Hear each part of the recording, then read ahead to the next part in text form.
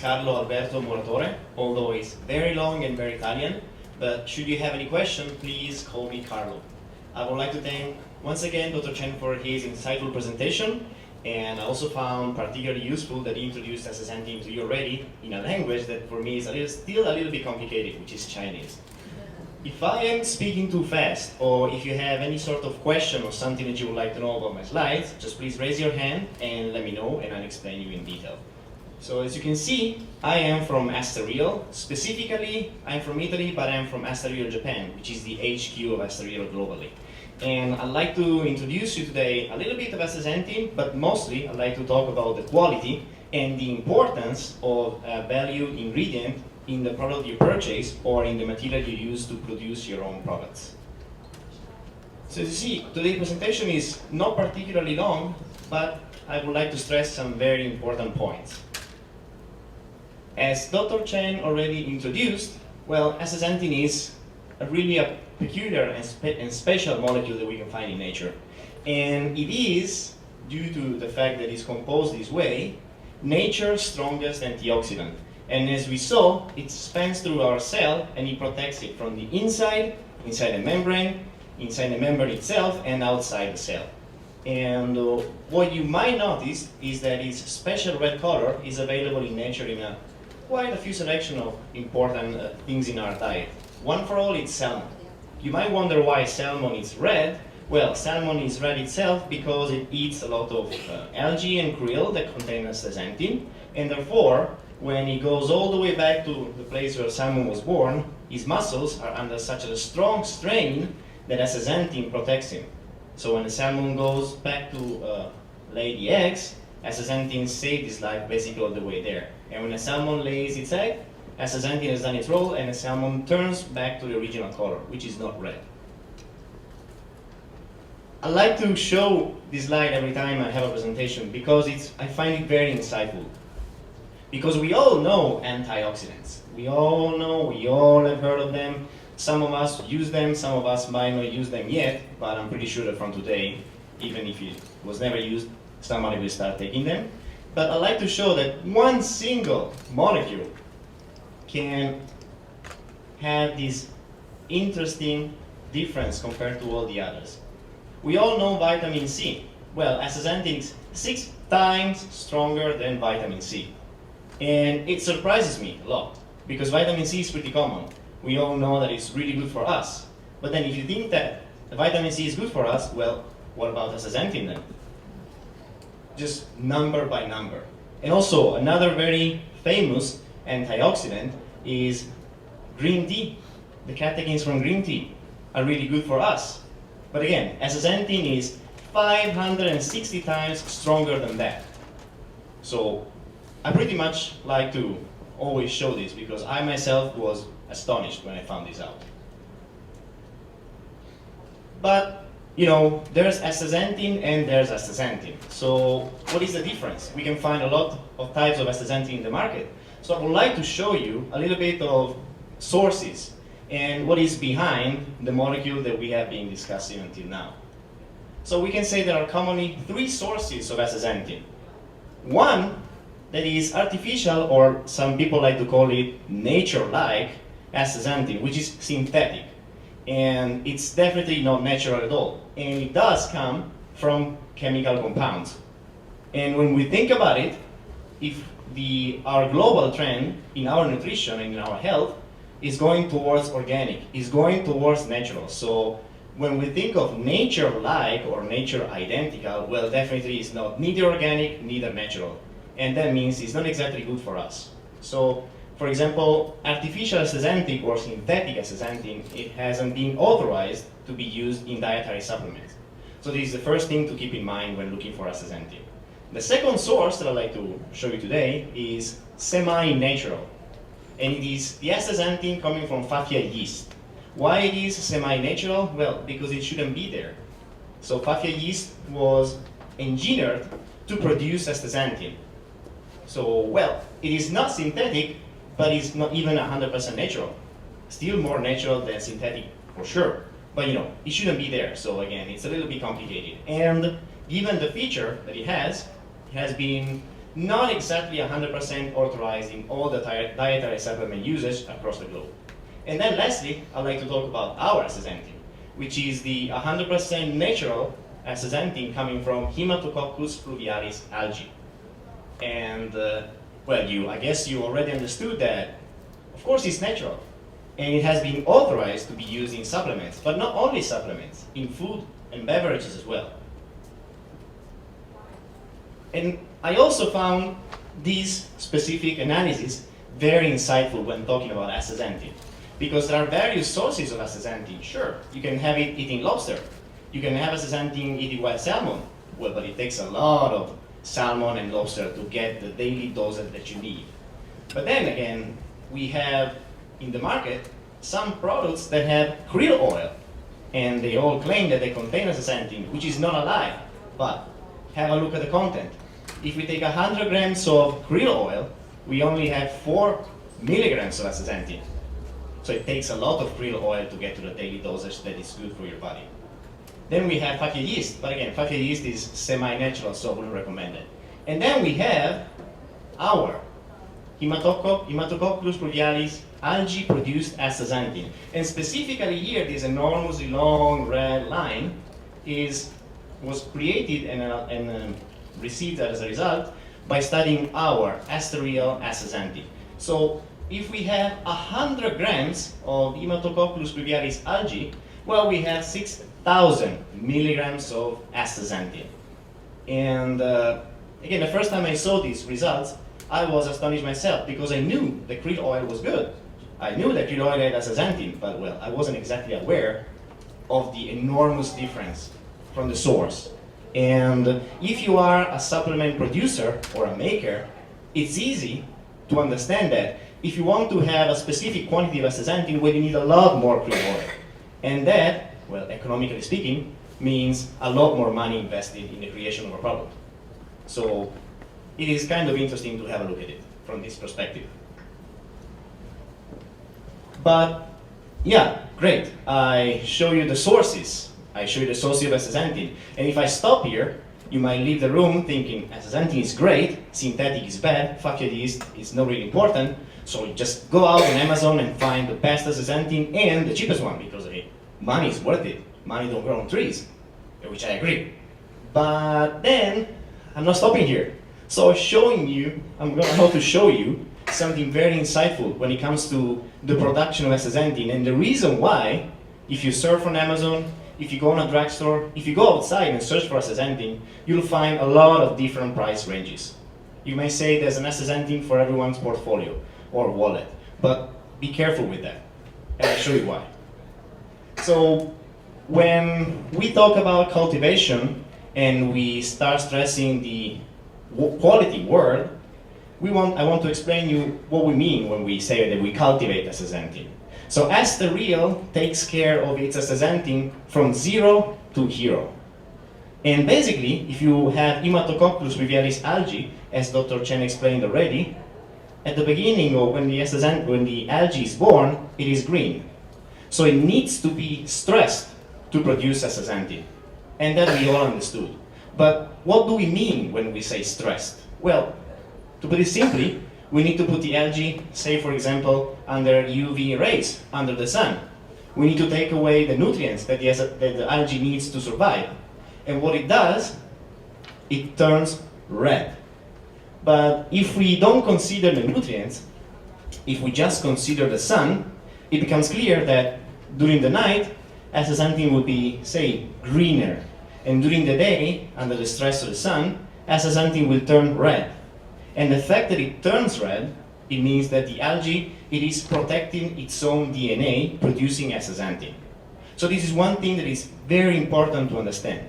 The sun, the temperature therefore, they play a very fundamental, important, absolutely crucial role in the production of astaxanthin. Don't forget that. So the second thing is that, well, if you have astaxanthin in nature, which is absolutely 100% natural, well, you might also have other things that are still natural, but not exactly good for us. What do I mean? Well, I mean contaminants and pollutants. If you have astaxanthin in a pond, outside, well, you never know what falls inside a pond. Maybe dust, Maybe it's raining and all the dust in the air just falls into the pond. And when you extract astaxanthin, well, you also are extracting the pollution. So long story short, in some of the capsules that we take, we might have some astaxanthin and also some other nasty friends, pollutants for instance.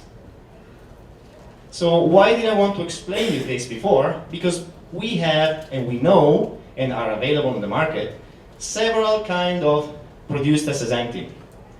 So the method behind the production of this incredibly astonishing molecule, it is what exactly make it different. Although they all look red, but they are different. So let's start from the most economical one, the cheapest one. When we produce astaxanthin outdoors, we have astaxanthin in the wild, in the nature. Mind you, this is not bad. It's just that it becomes difficult to control the quality of the extraction. Because if it is outside, and we said before, astaxanthin needs the sun. But what happens if it is cloudy? What happens if it is raining? What happens if it is sunny but cold? Because that might happen.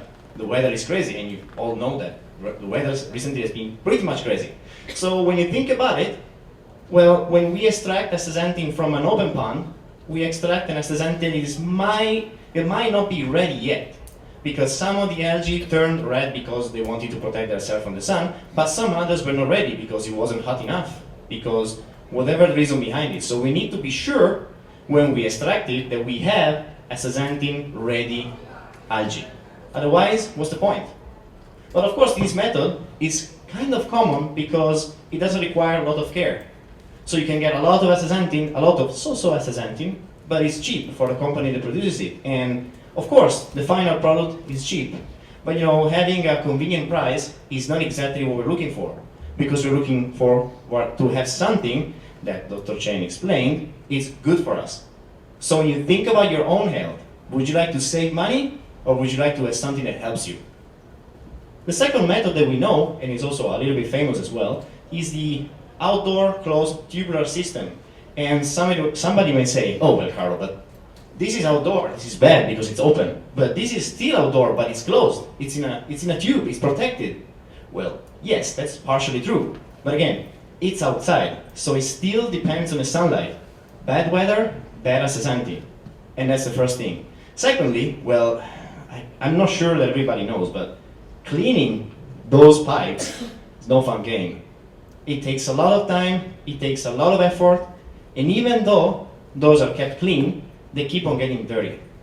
So it's true that it's protected from outside pollutants, but what happens inside pipes? Well, I'm not sure you want to know, but the sun, the algae, the bacteria, well, they all still live there. You might clean it, but it's very difficult to get rid of 100% of the bacteria and the impurities in one shot on all the pipes. And then we have the third method, the AstaReal method. The indoor produced astaxanthin using our very own cutting-edge technology, the photobioreactor. And when I was learning about astaxanthin, it took me a little bit to learn to pronounce photobioreactor. And I was wondering, what exactly is that? Well, think about it. We need temperature, we need UV rays, but we need something that is constant.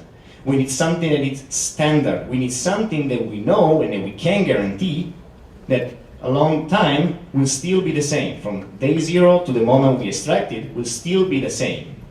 Then our indoor reactor has controlled temperature, has control, not sunlight, but light. So the algae, when enters our photobioreactor, is under a constant stress, it's under a controlled temperature, and it is in a 100% protected environment. And what do I mean? I simply mean that nothing goes in that we don't know. No pollutants, no powder, no rain, nothing but astaxanthin. Well, of course, algae, but then everything that comes out is astaxanthin. But thinking about it, well, this kind of makes a difference. And it explains the reason why the AstaReal astaxanthin has the highest quality. Because it is protected and controlled from the beginning to the very end. So all the products that we have with AstaReal astaxanthin inside, we guarantee their quality because we know it. It's kind of our baby. We see the algae growing, and we see the extraction at the very end. And this is basically what I explained to you. So what does it mean for you? What does it mean getting an algae from an open pond? Or what does it mean getting an algae from an indoor controlled system? Well, it's here. It means purity. Your extract is pure. A pure extract means a great product, a very effective one. It means that the odor and taste of astaxanthin is almost absent. And astaxanthin comes from an algae, so it might have a fishy flavor, which some people might find okay, but some other people might not find okay. Imagine that you're drinking orange juice with astaxanthin. If it tastes like fish, well, it's not good. So this is something to remember. And then, since we control it, our astaxanthin is stable because we take care of it, so the quality and the stability of the extract is at the highest level. And then, of course, from a supply point of view, since we make it and we control it, so it doesn't matter if it's raining, it doesn't matter if it's winter, we still have astaxanthin throughout the year. But, you know, it seems like I'm bragging here a little bit, but let me show you something about the research on the quality behind AstaReal astaxanthin. I think that this speaks for itself, but let me explain you a little bit. So 50% of the studies, half of the studies on astaxanthin made globally throughout the years were made by one company. Were made by AstaReal. AstaReal, one single company, one single entity, has been on the market from 30 years, and it made half of the science behind astaxanthin. And the blue part of the pie here means that a group of companies made all the other studies. To make it even easier to understand, imagine that I myself only made 50% of the studies and you all made the rest. It's important to understand that one single company pushed so hard to understand the benefits and the science of astaxanthin and to keep the quality and the standard high. It's not just because we like it, but of course we do, but it's also to guarantee the safety and the efficacy of whatever enters your home and your final product, which is extremely important. Just to give you an idea, these are the original research publications made by AstaReal. And we did study thoroughly the benefits of astaxanthin. And we know it because it's our job, and we want to guarantee that what we give you is appropriate and safe. Let me give you some examples. So we spoke about the way we produce astaxanthin. We know 3 systems. So when we stressed our astaxanthin and others' astaxanthin under a very harsh condition, 8 hours at 80 degrees with saturated oxygen, that for an antioxidant is just terrible, we have here the retention rate of the purity of the ingredient, and then we have here time. Have a look at the data. Outdoor tubular system, after 8 hours, the astaxanthin in the extract was almost gone, vanished.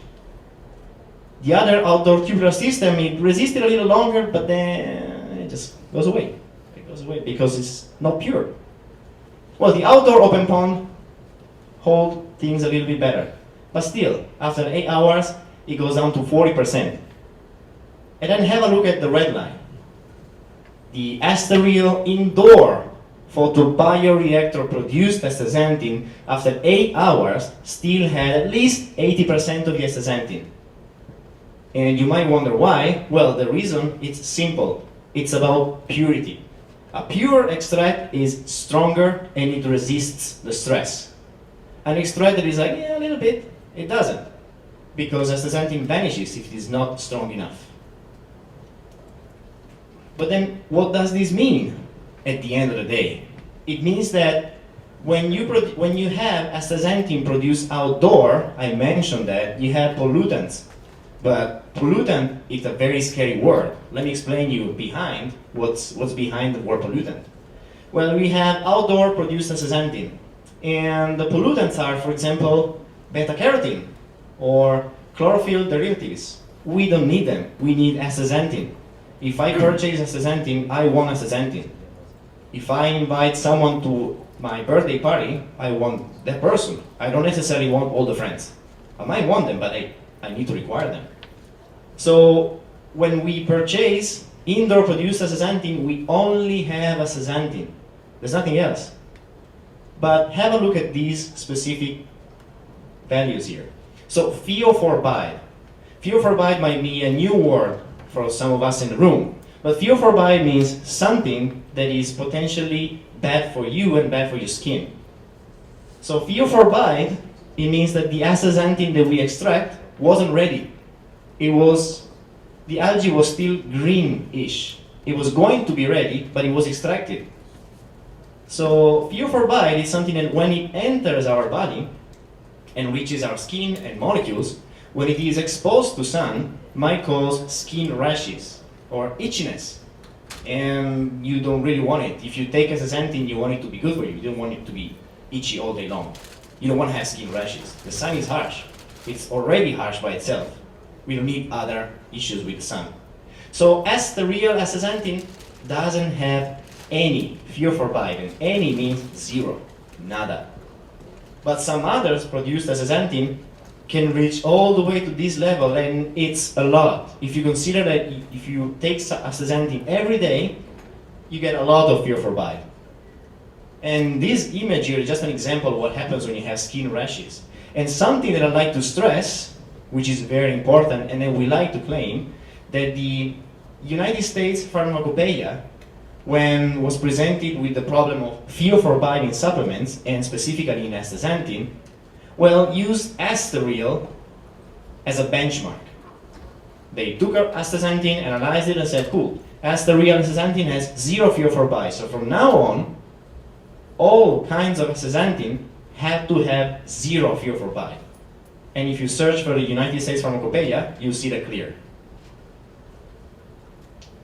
One last note is that I'd like to tell you that when you get astaxanthin from AstaReal, you pay what you order. So you get astaxanthin 2%, well, you get astaxanthin 2%. Some other companies that produce outdoor, well, you don't get what you pay for, which is also pretty easy to understand. A few more notes on the quality. An astaxanthin extract that's pure doesn't have an odor or a smell profile. An astaxanthin that's not pure, and which is made outdoor, well, it is smelly, and it has a flavor. Then, don't be scared here, but there's something that has to be explained. When I talk about pollutants, there are okay pollutants, but there are very bad pollutants. And one of those pollutants is the PHAs. Basically, the first carcinogen found while studying what happens when we take those elements in our body. And I said carcinogen. So when you consider that you are taking a supplement, or you are making a supplement with astaxanthin, well, you might also be supplementing carcinogens, potentially, which is exactly what we don't want to supply to our body or to our customers. So keep that in mind, that astaxanthin was produced indoor, therefore it's clean. No pollutants, no carcinogen, nothing else but astaxanthin. Then when I said at the beginning of the presentation that astaxanthin is also available in food and beverage, what I'd like to show you. On the market, there are a few examples of astaxanthin in drinks, in gummies, in chocolate, in powder pouches that you can have in your bottle of water or in a cup of water on the go. Or other examples, like you have chocolate here. You have the guilty pleasure of chocolate, but the benefits of astaxanthin. It's a win-win for everyone.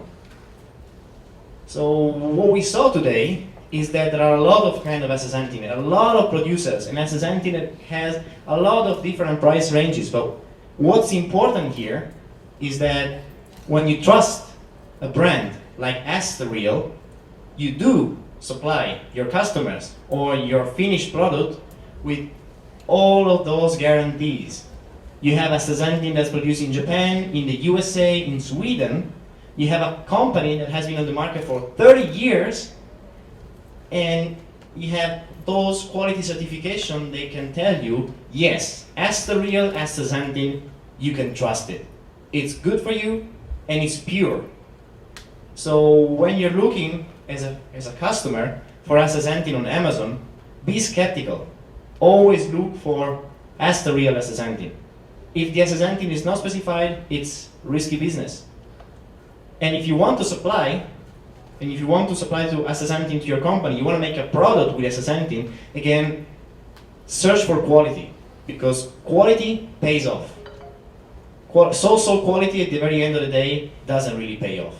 So I hope you didn't mind my brief presentation, and should you have any question, I'll be very happy to answer all of them. If you can just visit us at the K1306 booth with our distributor in Taiwan, Weiming, I'll be there. So you're all welcome to come and ask me everything you want to know, and ask us everything you want to know about astaxanthin. And if you have questions in Chinese, well, my colleagues would be really happy to help, because my Chinese is not good. So thank you very much for your attention, and I hope you enjoyed this afternoon. Thank you.